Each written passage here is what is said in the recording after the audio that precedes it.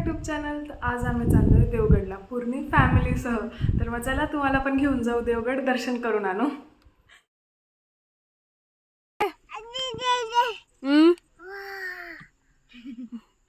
Actually आम्हाला देवगडला जायचंय, पण निघायला कोणच तयार नाही. रेडी सगळे, लिटरली रेडी सगळे, पण निघायला कोणच तयार नाही.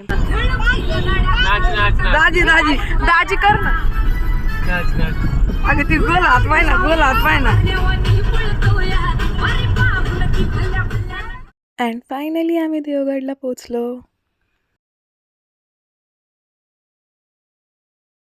आम्ही इथे पोचल्यानंतर आजी आम्हाला देवस्थानाबद्दल काही सांगत होते.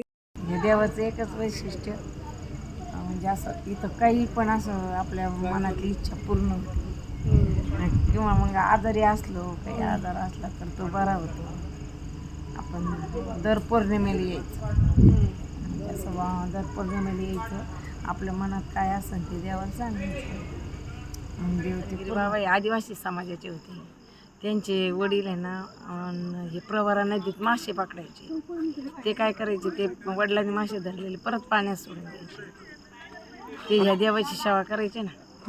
मग ते आपण आता कसं चारिधाम बसनी करतो, तसे त्यांनी तेव्हा पायी केले.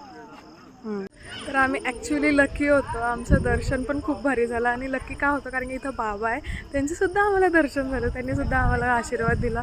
इतकं छान वाटलं आम्हाला. प्लीझंट आणि फ्रेश वातावरण आहे इथे.